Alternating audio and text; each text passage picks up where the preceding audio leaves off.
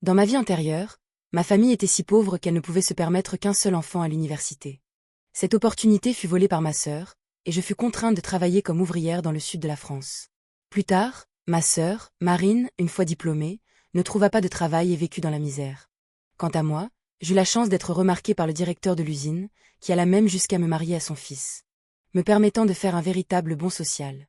Marine nourrit une rancune amère, et le jour de mon mariage, elle me piégea sur le toit de l'hôtel et me poussa. Quand j'ouvris les yeux, nous étions toutes les deux revenues au lendemain de la fin des examens du baccalauréat. Cette fois, ma sœur me sourit et me céda l'opportunité d'aller à l'université. Ma chère sœur, cette fois, laisse-moi t'aider à atteindre les sommets de ta vie.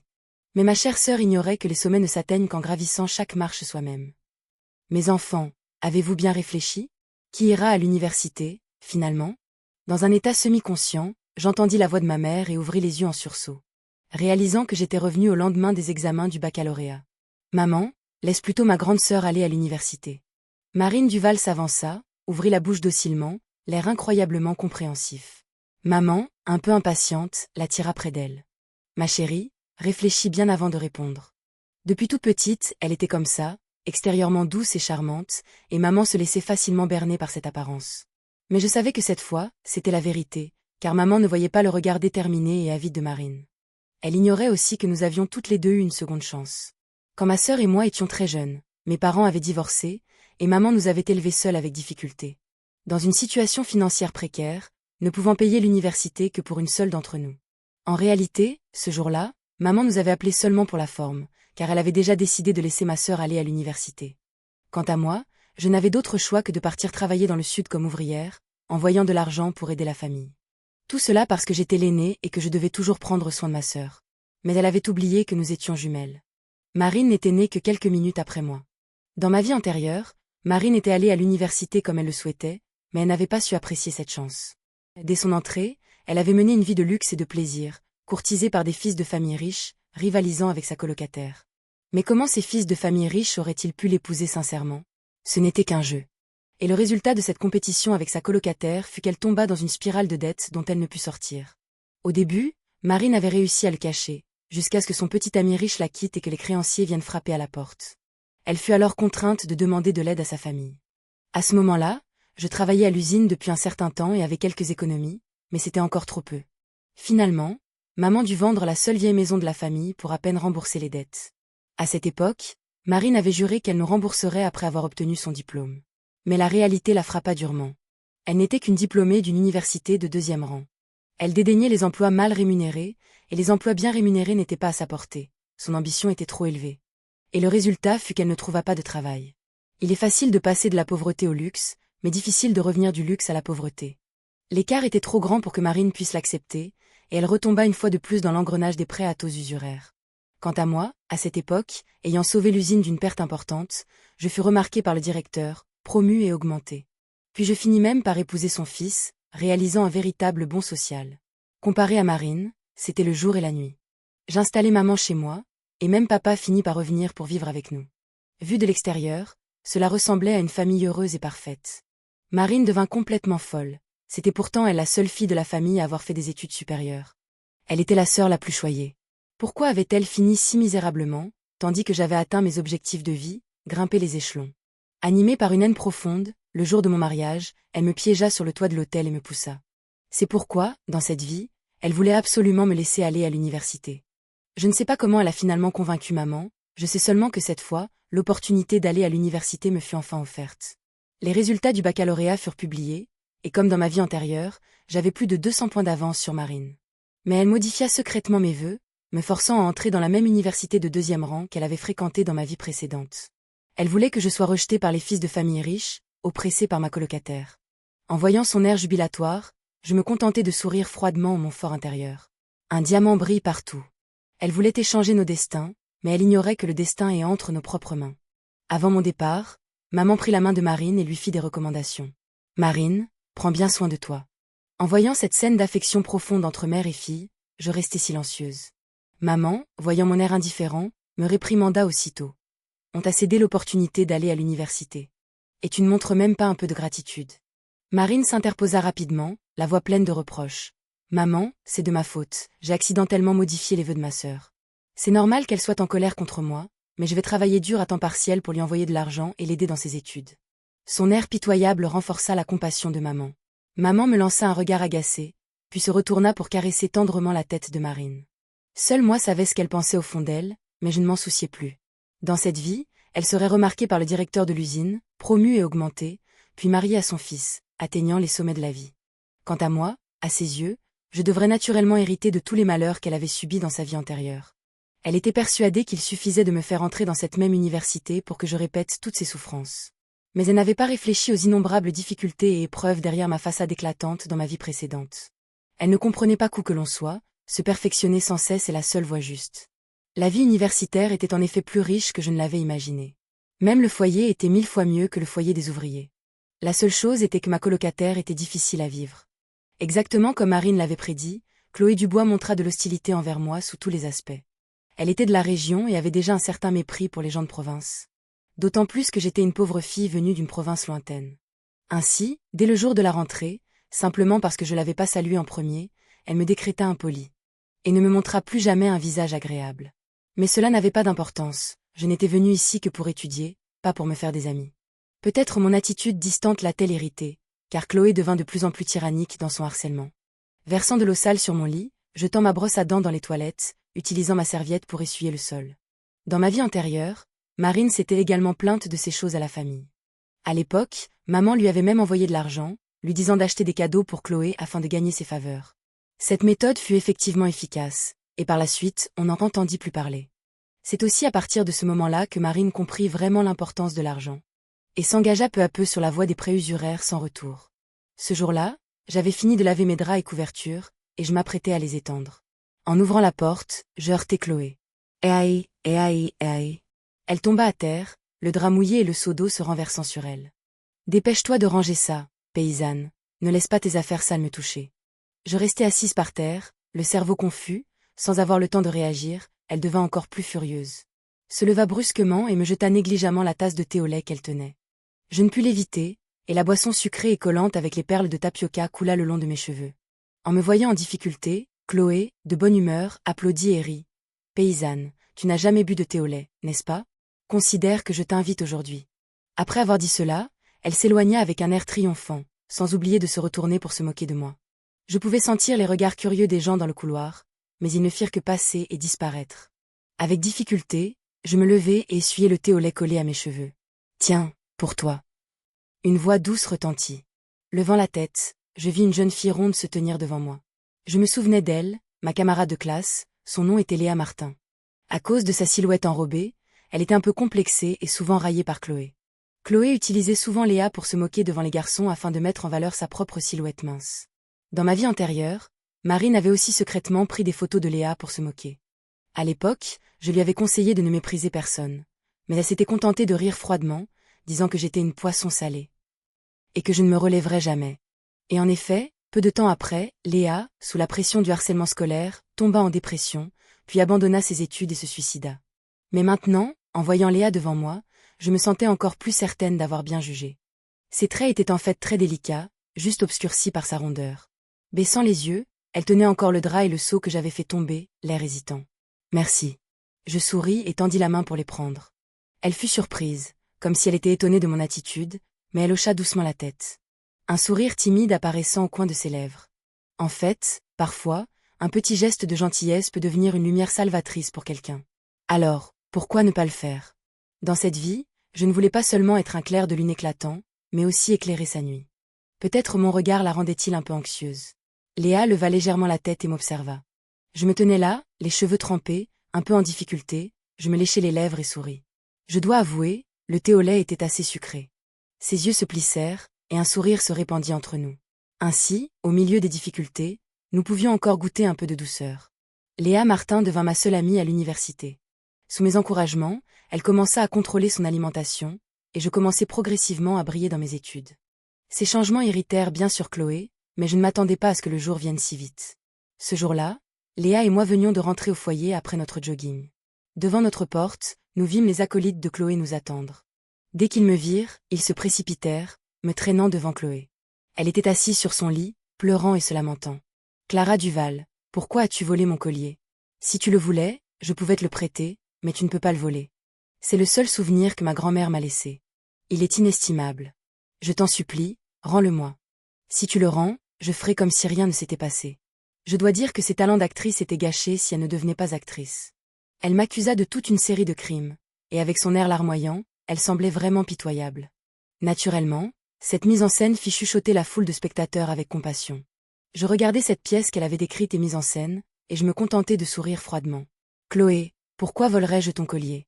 As-tu des preuves ?» L'un de ses acolytes fit la moue. « Parce que tu es pauvre, pardi.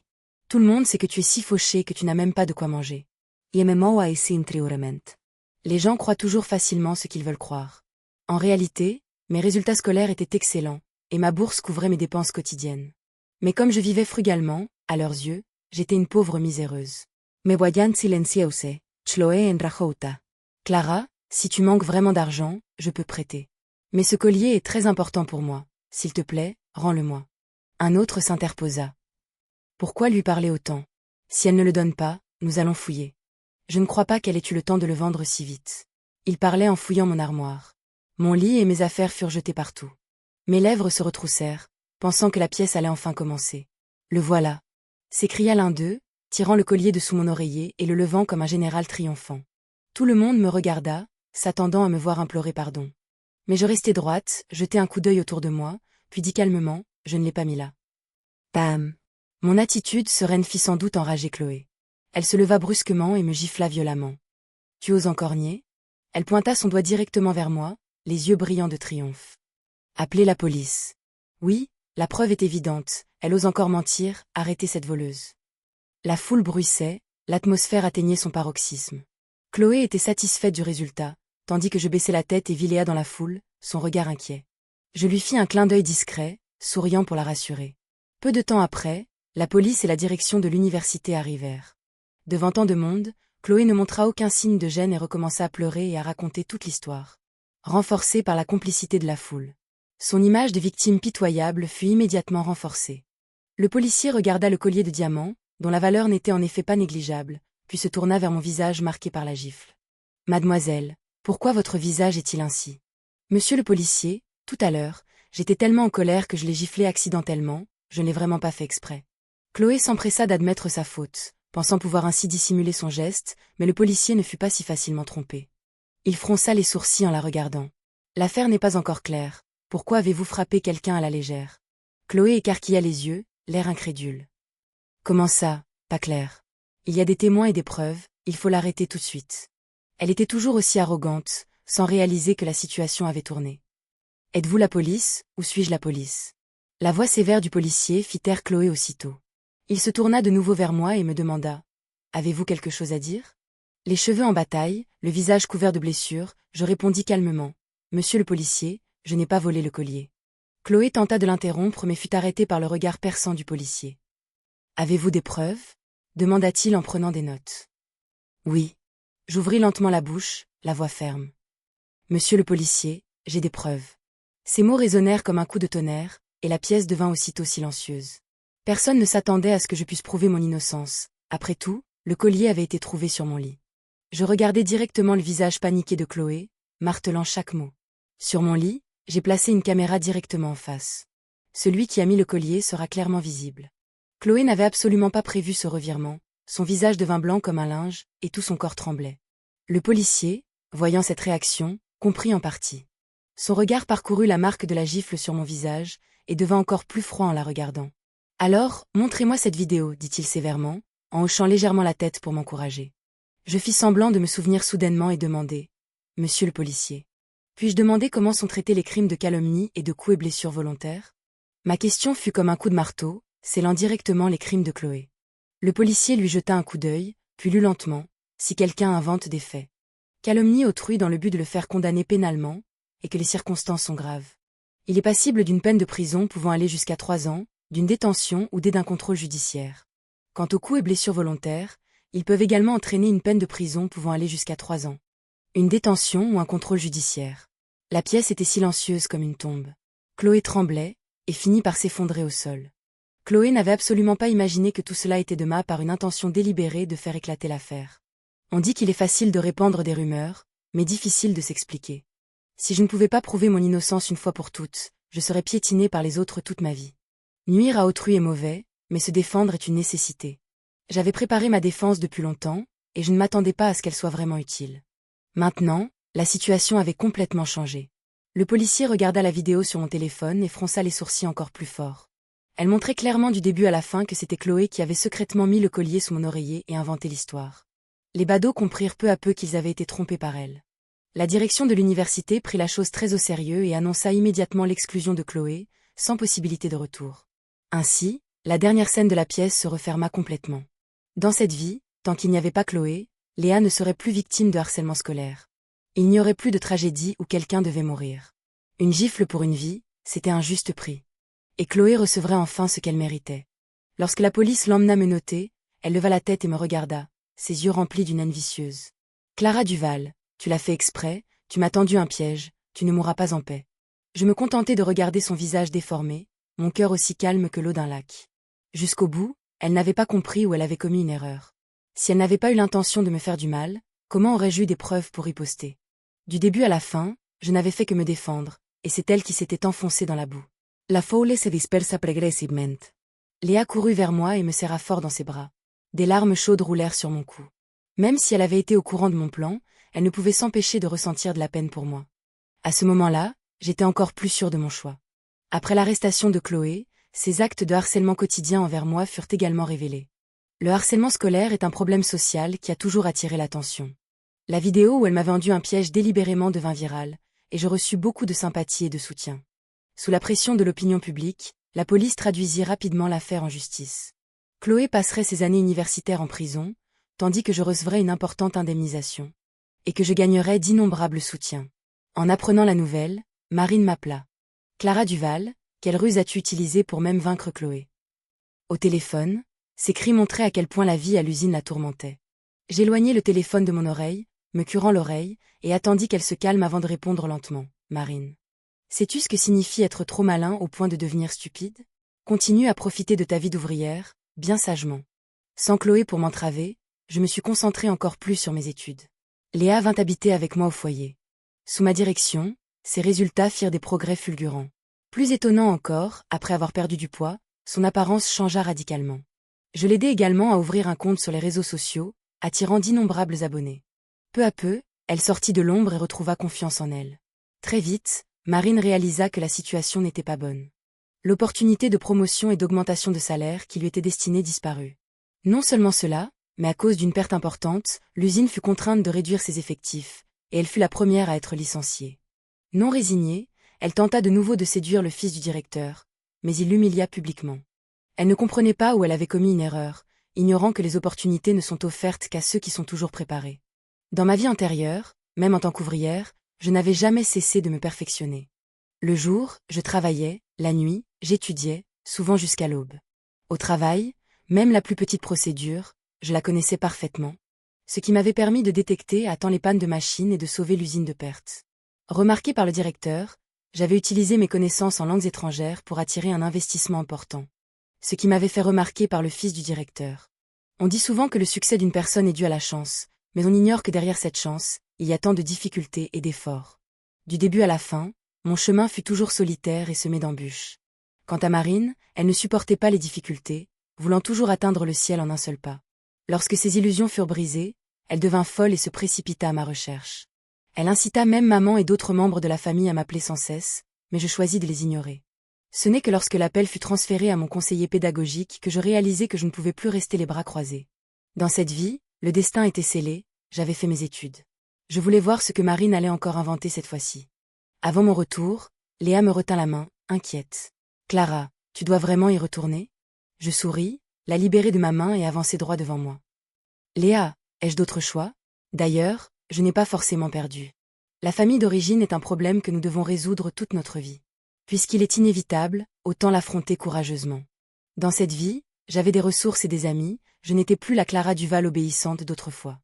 J'achetai un billet d'avion pour retourner dans ma ville natale. Avant d'entrer dans la maison, je mis délibérément mes vieux vêtements usés. À leurs yeux, je n'étais qu'un distributeur automatique. Bien sûr, je ne pouvais pas leur laisser voir mon atout si facilement. Et en effet, à peine entrée, Marine et maman m'attendaient déjà. Avant même que je ne puisse poser mes bagages, Marine me nargua. Ma sœur s'est encore rentrée? Je restai silencieuse, maman n'était pas contente non plus, sa voix était lourde. Clara, ta sœur te parle. Pourquoi tu ne réponds pas à nos appels? Je suis occupée, je ne veux pas en dire plus. Marine écarquilla les yeux et marmonna. Je pense qu'elle est aveuglée par les lumières de la ville. Je haussai un sourcil. Et toi? Travailler comme ouvrière dans le sud, n'est-ce pas toi qui as choisi ça? Cette phrase la laissa sans voix, son visage devint livide. Clara Duval, comment oses-tu parler comme ça? Tu as oublié notre dette de gratitude? Ta sœur travaille comme ouvrière, n'est-ce pas aussi pour toi? Maman frappa la table et me pointa du doigt en me réprimandant. Je souris légèrement, insensible à leurs émotions. Pour moi? Depuis mon entrée à l'université, ai-je reçu un sou? Que ce soit dans ma vie antérieure ou dans celle-ci, je n'ai jamais dépendu de personne d'autre. Celle de toujours désirer l'amour de ma mère. Dans ma vie antérieure, ce n'est que lorsque mon père m'a retrouvée que j'ai compris pourquoi ma mère était toujours indifférente à mon égard. Quand j'étais petite, j'avais accidentellement surpris ma mère en train de la tromper. À l'époque, innocente, je n'avais rien compris, j'avais juste accidentellement raconté à mon père. Mon père et ma mère s'étaient disputés violemment, et finalement mon père l'avait chassée de la maison. Dans son désespoir, ma mère m'avait reproché toutes les fautes. Dès lors, elle avait toujours favorisé Marine, ne me regardant jamais avec tendresse. Mais à l'époque, j'étais encore trop jeune, je ne comprenais pas où j'avais commis une erreur. Alors je m'étais efforcée de lui plaire. J'avais obéi à tout ce qu'elle disait. Quand j'étais partie travailler comme ouvrière dans le sud, j'avais envoyé presque toutes mes économies à la maison. Je m'étais sacrifiée, enduré des difficultés pour cette famille. Pourtant, dans le cœur de ma mère, je ne valais même pas un millième de Marine. Alors, dans cette vie, j'ai décidé de rompre complètement avec cette famille. J'avais postulé pour étudier à l'étranger afin qu'ils ne puissent plus jamais me retrouver. Cette fois-ci, mon seul but était de voler le livret de famille et de partir loin. Quand j'eus fini de ranger mes affaires et que je sortis, maman avait déjà préparé un repas. Elle sourit et m'appela pour me laver les mains et manger, ce qui me donna un mauvais pressentiment. Je m'assis en silence, voulant voir ce qu'il tramait. Et en effet, le repas n'avait pas encore commencé que Marine ouvrit impatiemment la bouche. Ma sœur, je sais que j'ai eu tort tout à l'heure, mais après tout, nous sommes une famille, ne me tiens plus rigueur, pardonne-moi s'il te plaît. Elle était soudainement devenue une autre personne, son ton sincère et fervent. Je la regardai fixement sans répondre, hochant seulement légèrement la tête. Marine soupira de soulagement, et maman était également heureuse. Pourquoi rester là à ne rien faire? Mange. Maman, pleine d'entrain, me servit de la nourriture. Je baissai les yeux et découvris que la table était pleine de fruits de mer, les plats préférés de Marine. C'était ridicule, maman ne savait même pas que j'étais allergique aux fruits de mer. Je pris une gorgée d'eau et posai mes baguettes. Marine fit un signe discret, et maman prit aussitôt la parole. Clara, si on t'a rappelé cette fois, c'est parce qu'il y a quelque chose à discuter. Les résultats de l'usine ne sont pas bons. Marine a décidé de démissionner pour se lancer à son compte. Tu penses que tu pourrais lui donner un peu de capital? Démissionner, je pense plutôt qu'elle a été virée. Je souris froidement, sans ménagement. Son visage devint sombre, mais comme elle avait besoin d'aide, elle ravala sa colère. Tu n'as qu'à dire oui ou non. Elle serra fort ses baguettes, les yeux rivés sur moi. Donner?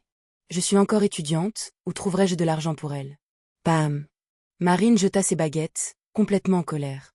Tu vas encore faire semblant? Tu as clairement reçu une grosse indemnisation, et tu veux encore tout garder pour toi. Il s'avérait qu'elle avait toujours suivi ma situation. Au début, elle voulait juste voir à quel point j'étais misérable, mais quand elle a découvert que je vivais bien, la jalousie a grandi en elle. Et alors, qu'est-ce que ça te fait? Elle pensait encore que j'étais la Clara Duval résignée, dévouée aux autres. Ça me fait quelque chose. Je suis ta sœur, ton argent est mon argent, donne-le-moi tout de suite. Et si je dis non? Ma voix était glaciale. Marine tapa du pied et tira le bras de maman. Maman, regarde-la. Comme toutes les fois précédentes, si elle n'obtenait pas ce qu'elle voulait, elle impliquait maman. Et comme d'habitude, maman se rangeait toujours de son côté. Clara, pourquoi es-tu si froide et sans cœur? Marine essaie aussi pour cette famille. Tu as de l'argent, pourquoi ne l'aides-tu pas? Je ne voulais plus me disputer avec elle. Je me levai pour partir, mais je me sentis soudain étourdi. À ce moment-là, la voix de Marine changea soudainement, résonnant froidement. Maman, tu vois, ce n'est pas que je ne lui donne pas sa chance, mais si elle ne sait pas d'être raisonnable, qu'elle ne s'en prenne qu'à elle-même. Tout est de sa faute. Je me retournai, stupéfaite, en les regardant toutes les deux. Marine souriait triomphalement, et maman était assise à côté, l'air impuissant. Ma vision se troubla progressivement, et je ne pouvais plus tenir debout. Quand je me réveillai de nouveau, il faisait déjà nuit noire. J'essayai de me lever, mais je découvris que mes mains et mes pieds étaient ligotés, incapables de bouger. Longtemps après, maman apporta le repas. Tu es réveillée? Elle se tenait près du lit, je la regardai froidement, et soudain la personne devant moi me parut étrangement terrifiante. « Où est Marine ?» demandai-je en grinçant des dents. Maman soupira et s'assit près de moi. « Clara, pourquoi es-tu toujours aussi têtue? Vous êtes jumelles, mais vous êtes le jour et la nuit. » Je ricanai et détournai le visage. Bien sûr que nous sommes différentes, car maman ne sait même pas que je suis allergique aux fruits de mer. Maman fut interloquée, posa le bol de riz et se leva. « Quoi qu'il en soit, vous êtes toutes les deux mes filles. Voudrais-tu vraiment voir Marine dans une impasse? Vous êtes jumelles, personne ne le remarquera. » Quoi? J'étais stupéfaite, je n'avais pas imaginé qu'il trouverait une telle ruse. N'exagère pas comme ça, ne t'inquiète pas. Quand Marine se sera habituée à la vie universitaire, je te libérerai, et tu pourras repasser tes examens. Avec tes capacités, ce n'est pas si difficile. Après avoir dit cela, maman se retourna et partit. À cet instant, je ne savais pas si je devais être heureuse ou triste. Heureuse de ne plus avoir à me battre seule, mais triste que cette fois encore, maman ait choisi de se ranger du côté de Marine. Et en effet, le lendemain, avant même l'aube, Léa était venue avec un groupe de policiers. Je me réveillai à moitié endormie, la voyant assise à côté du lit, gloussant. « Je t'admire vraiment, dormir comme ça dans une telle situation. » Ces mots me firent rire, et mon cœur fut profondément ému. Je savais qu'elle serait la première à remarquer la différence entre Marine et moi. Lorsque la police emmena maman, elle continuait de crier. « C'est une affaire de famille, qu'est-ce que ça vous regarde? Lâchez-moi, je n'ai pas enfreint la loi. » Les policiers ne purent que soupirer, impuissants face à cette ignorance. Quant à moi, je savais très bien que tous les parents ne méritent pas d'être parents. Ils considèrent toujours leurs enfants comme des biens, s'arrogeant le droit de se placer au-dessus et de manipuler. Ils croient toujours que parce qu'ils nous ont donné la vie, ils ont le droit de décider de notre destin. Mais ils ignorent que lorsque l'amour familial est trahi, il ne reste finalement qu'un champ de ruines. Peu de temps après, ma mère fut placée en détention provisoire pour séquestration. Marine rejeta toute la responsabilité sur elle, tandis qu'elle s'en sortait indemne. Maman finit par voir le vrai visage de Marine et pleura, demandant à me voir. Mais je ne lui donnerai plus jamais cette chance. Car je me souvenais très bien que, dans ma vie antérieure, au moment où Marine m'avait poussé du toit, j'avais vu la silhouette de maman là-bas. Pour Marine, elle pouvait même regarder indifféremment ma mort. Ce regard froid, je ne l'oublierai jamais. Cette histoire fut rapidement mise en ligne. L'acte courageux de Léa pour sauver son amie lui valut une grande attention. Ayant déjà un certain nombre de fans, elle devint une blogueuse populaire. Recevant d'innombrables invitations à des séances photos et à des tournages publicitaires. J'utilisais mes économies pour lui créer un studio. Progressivement, Léa devint une star de premier plan. Le studio grandit, et je commençai également à étendre mon modèle économique. Grâce aux avantages de mes souvenirs de ma vie antérieure, j'établis une usine et développai une entreprise. Je revis le fils du directeur d'autrefois, mais cette fois, je n'avais plus besoin de lui. En fait, du début à la fin, je savais qu'il n'aimait pas les femmes, il ne s'intéressait qu'à mes capacités. Mais cela n'avait pas d'importance. Il m'avait utilisé, et je l'avais aussi utilisé.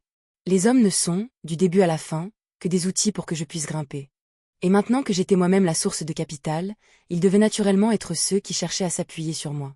Après que Léa soit devenue célèbre, le jeune homme riche qui avait une liaison avec Marine se mit également à la poursuivre. Mais sous mon influence, elle ne se consacra qu'à sa carrière.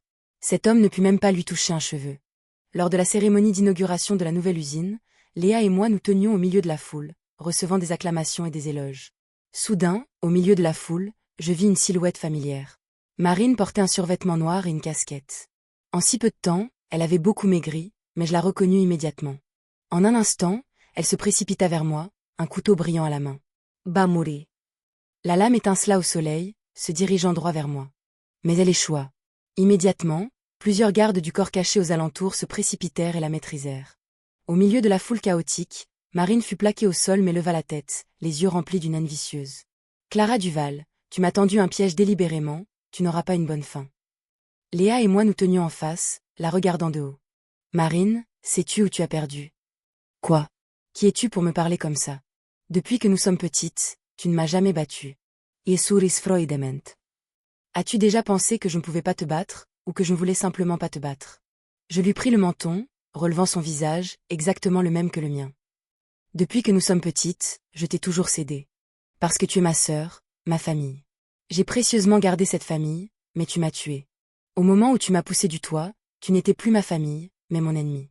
Donc je n'ai pas besoin de te ménager. » Je me redressai, fis un signe de la main pour la faire emmener par la police.